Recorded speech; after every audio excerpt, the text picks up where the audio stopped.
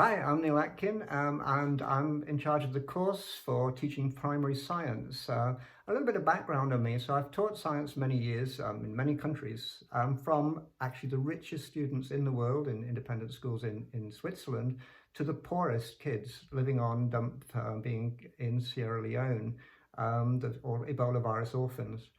And what I've discovered in all that time is that kids are kids. It really doesn't make much difference whether you are extremely rich or extremely poor in terms of your ability to solve problems and scientific problems.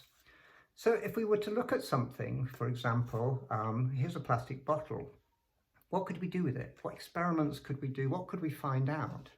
Some of the poorest kids in the world actually do better than some of the most expensively educated. And things you could do with it, well, I can turn it into a fly trap. I can make it, turn it into a mini greenhouse. I can grow things. I can make a self-watering plant system, cut the top of it, turn it in on itself. And I can actually grow plants in it with water, or create mini hydroponic systems.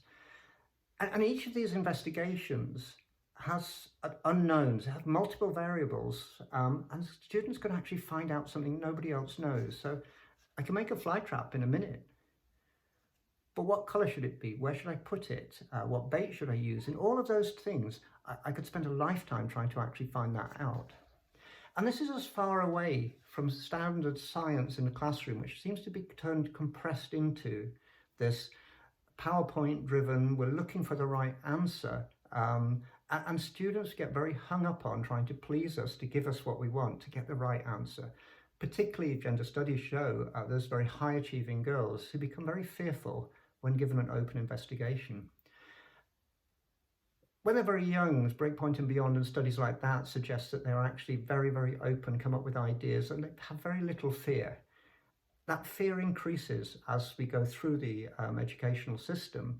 And the only way of kind of removing that fear is to keep them on this open things of going, find something out, discover it. But this isn't about just go and discover something. This is actually very, very detailed course of looking at it from the perspective of what actually is science. Most people don't know.